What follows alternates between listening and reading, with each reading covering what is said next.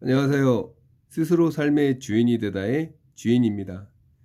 이번 시간은 흥분하면 패한다에 대하여 이야기해 보도록 하겠습니다. 혹시 직장 상사 꼴 보기 싫어서 홧김에 카페 준비하고 계신 건 아닌가요? 손자병법에 군주는 분노 때문에 군대를 일으켜서는 안 된다 라는 말이 있습니다. 조급함에 흥분해서 하는 계약들은 결정의 대가가 생각보다 가혹합니다. 나의 기분은 변하지만 임대료와 인건비는 변하지 않습니다. 흥분한 사장은 손님을 보지 못하고 냉정한 사장만이 시장을 봅니다. 손자병법에서 다스려진 마음으로 혼란한 적을 상대하고 고요함으로 시끄러운 적을 상대하라고 했습니다. 옆집에서 1+1 행사에 나까지 흥분해서 내가 원칙을 깨는 순간 그 싸움은 이미 진 것입니다. 적이 시끄러울수록 나는 고요하게 나만의 커피 맛과 서비스에 집중해야 합니다. 평정심을 유지할 때 진짜 실력이 발휘되는 거죠. 카페를 운영하다 보면 별의별 손님을 다 만납니다. 피가 거꾸로 솟는 순간도 찾아옵니다. 흥분해서 맞대응 했다가는 5분 만에 온라인에 퍼져 문을 닫아야 할 수도 있습니다. 상대가 무리하게 굴어도 흔들림이 없어야 합니다. 감정적인 대응은 지금까지 내가 쌓아 올린 공든탑을 무너뜨리게 됩니다.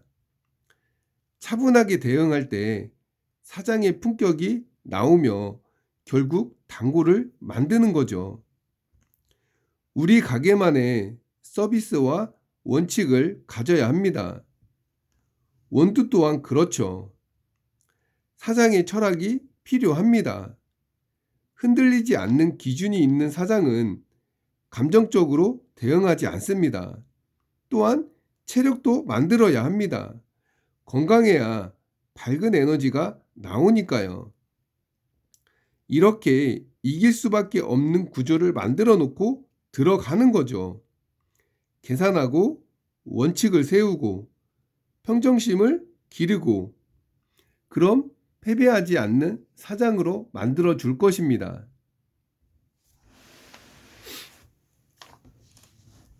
그럼 손자병법 3편 6.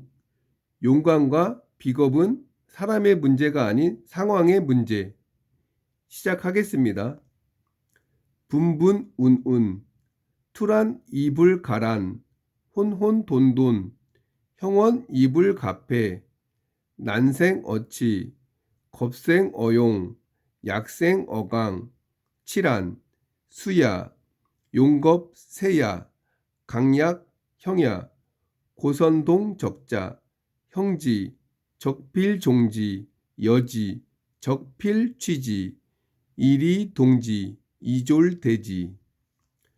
혼란스러워 보여도 질서정연하고 정신없어 보여도 허점이 없으니 패하지 않는다. 무질서는 질서로부터 나왔고 비겁은 용기로부터 나왔고 약함은 강함으로부터 나왔다. 혼란과 질서는 편재의 문제이고 용감과 비겁은 형세의 문제이고 강함과 약함은 실력의 문제이다. 그러므로 적을 잘 흔드는 자는 모습을 보이면 적은 반드시 따른다. 적에게 주면 적은 반드시 취한다. 이익으로 적을 흔들고 강병으로 처리한다. 혼란스러워 보여도 질서정연하고 정신없어 보여도 허점이 없으니 패하지 않는다. 조조는 이렇게 해설했다. 깃발이 어지러운 모습이다. 우리 진영이 혼란스러운 듯 적이 오인했지만 실은 진과 북으로 질서정연하게 주의하고 있다. 정거와 기마병이 서로 교차하고 회전하면서도 여유있게 대처하는 것은 나가고 들어옴에 정해진 길이 있고 행동이 일치하기 때문이다. 적을 흔들겠다는 것이다. 적의 눈에 비치는 우리 모습이 무척 혼란스럽고 약하고 비겁해 보이지만 사실 우리는 질서정연하고 강력하고 용감하다는 것이다. 원문의 분부는 깃발이 마구 펄럭이는 모습이다. 운루는 병사들의 분주한 모습이다. 그러므로 위 구절은 이런 뜻이다. 깃발을 앞에다가 떨어뜨릴 때마다 병사들이 앞으로 나가고 뒤로 물러서고 왕래하는 모습이 엉망진창처럼 보여도 실은 법령이 엄하고 직책이 분명하여 질서정연하다. 그러므로 조조는 해설에서 적에게 혼란스러운 모습을 보이지만 실은 진과 북으로 질서정연하게 주의한다고 했다. 깃발은 시각적인 호령이고 진과 북은 청각적인 호령이다. 깃발은 멀리서도 보이지만 진과 북 소리는 아군만 듣게 음량을 낮출 수 있으니 적을 기만할 수 있다. 왕석은 이렇게 해설했다. 속으로는 밝으면서 겉으로는 어두운 척, 안으로는 질서정연하면서 겉으로는 혼란스러운 척하는 적이 나를 업신여겨 방심하게 하려는 뜻이다. 정신없어 보여도 허점이 없으니 패하지 않는다. 이는 진법을 말하는 것이다. 두우는 이렇게 해설했다. 혼혼은 정거의 수레바퀴가 굴러가는 모습이다. 돈돈은 정거가 달리고 병졸이 질주하는 모습이다. 행군과 대형이 억만징창 같지만 둥글되 모지지 않으니 지휘에 따라 척척 응하고 있다. 행군과 대응이 엉망인 듯 싶어도 둥글되 모지지 않아 패하지 않는다니 어떻게 했기에 그럴 수 있을까? 이에 대해 두목은 악기문의 설명을 인용했다. 앞서 언급했다시피 악기문은 황제시대의 병법이다. 4개의 진을 징병을 삼고 4개의 진을 기병으로 삼고 나머지를 악으로 삼으며 먼저 기동부대를 보내 양쪽 끝을 확정한다. 이것이 곧 9개 진이 있는데 가운데에 1개 진을 대장군이 장악하여 중심을 잡으면서 사방의 8개 진을 지휘한다는 것이다. 병력을 9개 부대로 나누고 4개 부대를 징병으로 삼고 4개 부대를 기병으로 삼아 적절한 시기에 투입하여 승부를 결정짓는다는 말이다. 나머지 1개 부대를 일러 악병이라 하는데 대장군이 장악하고 있으되 움직이지 않는다. 손자병법의 군쟁편에 부동여산이란 구절이 있다.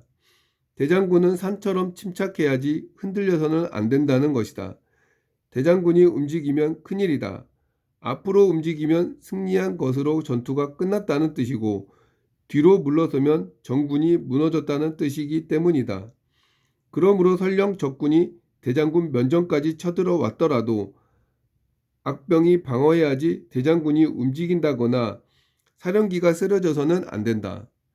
대장군이 물러서거나 사령기가 쓰러지면 군대의 사기도 무너진다. 모두 도망갈 일만 남은 것이다. 이어서 기동부대를 보내 양쪽 끝을 확정한다. 함은 무슨 뜻인가? 진을 펼칠 때 기동부대는 경계선을 정하고 각 부대의 깃발을 그곳에 꽂는다. 각 부대는 소속 깃발을 찾아 그 아래로 도열한다.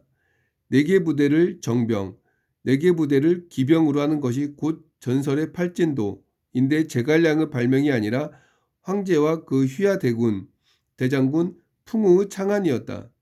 그러므로 팔진도를 일러 풍우 팔진병법도라 부르기도 한다. 또한 악기문도 풍우 악기문이라 부르기도 한다. 손자의 병법 사상은 풍우의 사상을 계승한 것이고 훗날 제갈량의 팔진도를 비롯하여 당태종이 대영 가무국으로 편성한 진왕 팔진악무도 그 원형은 풍후 팔진병법도이니 그 역사는 지금으로부터 대략 4500년을 헤아린다. 무질서는 질서로부터 나왔고 비겁은 용기로부터 나왔고 약함은 강함으로부터 나왔다. 조조는 이렇게 해설했다. 모두 아군의 실정을 위장하고 감추려는 것이다. 위와 같이 하는 것은 아군의 실제 모습을 위장하거나 감추려고 일부러 그렇게 했다는 것이다. 무질서해 보이지만 실제는 질서정연하고 비겁해 보이지만 실은 용감하고 약해 보이지만 실은 강하다는 말이다.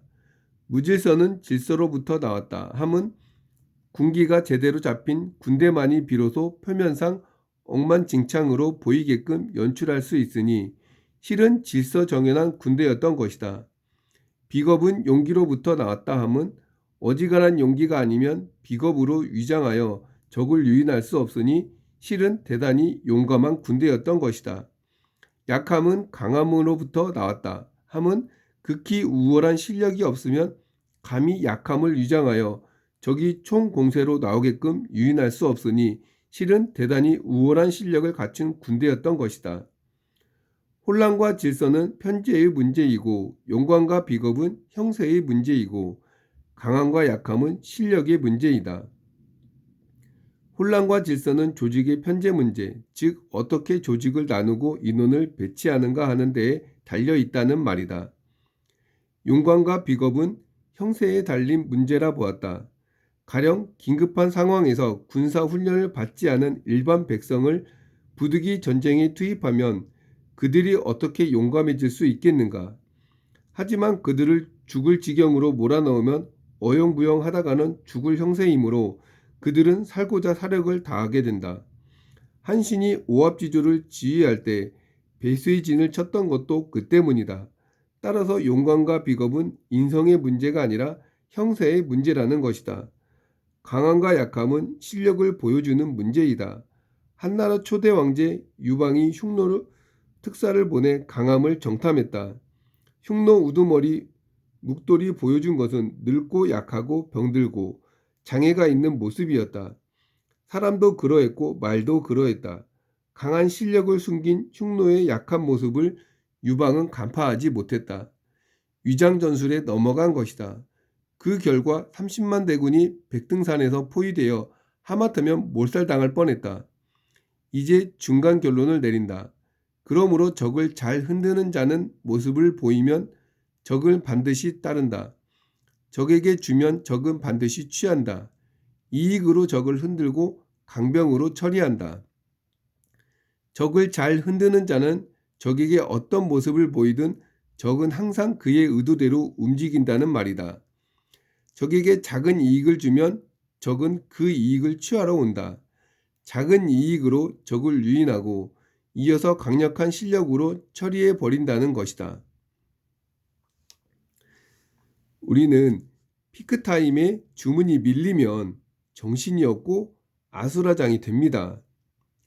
이것은 직원의 인성과 사장의 성격 탓이 아닙니다. 바로 편제 시스템이 없기 때문이죠. 주문은 누가 할지 에스프레소 추출하고 서빙은 누가 할지 정해지지 않아서 그런 겁니다. 사장은 소리 지르고 직원은 우왕좌왕합니다. 혼란인 거죠. 먼저 주문, 추출, 서빙의 동선을 나누고 바쁠 때 행동 매뉴얼을 만드는 겁니다. 역할 분담이 확실하다면 아무리 바빠도 평온을 유지하는 거죠. 이것이 질서입니다. 매장이 혼란스럽다면 편제, 업무 분담을 다시 짜라입니다. 오픈한 지 얼마 안 돼서 단골도 없고 인지도도 낮은 상태에서 악성 리뷰가 올라오면 사장은 대응할 힘도 없고 혹시나 일이 커질까봐 전전긍긍하며 숨게 됩니다. 지원군이 없는 고립무원의 형세가 사장을 비겁하게 만드는 거죠. 하지만 SNS와 리뷰에 친절하고 맛집으로 소문난 상태라면 이때 악성 댓글이 올라와도 당당하고 용감하게 해명글을 올립니다. 내가 나서기도 전에 단골 손님들이 먼저 나서서 사장님을 옹호하는 기세를 만들어주기 때문이죠. 나를 지지하는 세력이 형성되었을 때 사장은 비로소 두려움 없이 적과 맞설 수 있습니다. 주변에 인테리어도 화려하고 마케팅도 화려합니다. 하지만 커피 맛이 일정하지 않고 직원도 자주 바뀝니다. 겉만 화려하고 약한 거죠. 그런데 우리 카페는 작지만 라떼 맛집으로 소문나 있으며 단골 손님이 꽉 차 있습니다. 겉은 작아 보일지 몰라도 본질은 강한 거죠. 진정한 실력을 가진 겁니다. 상대가 강해 보인다고 쫄 필요가 없습니다. 본질이 중요하니까요. 상대의 화려함에 위축될 필요가 없는 겁니다. 첫째, 매장이 혼란스럽다면 편제, 업무 분담을 다시 짜라입니다. 둘째, 나를 지지해줄 형세를 만들어라. 용감과 비겁은 기세에서 나옵니다. 셋째, 본질의 실력을 갖춰라입니다. 일정한 커피 맛은 본질입니다. 이 세 가지를 신철하면 성공하는 사장님으로 만들어 줄 것입니다. 오늘도 한 발 나아가길 바랍니다. 그럼 저는 다음 시간에 뵙겠습니다. 감사합니다.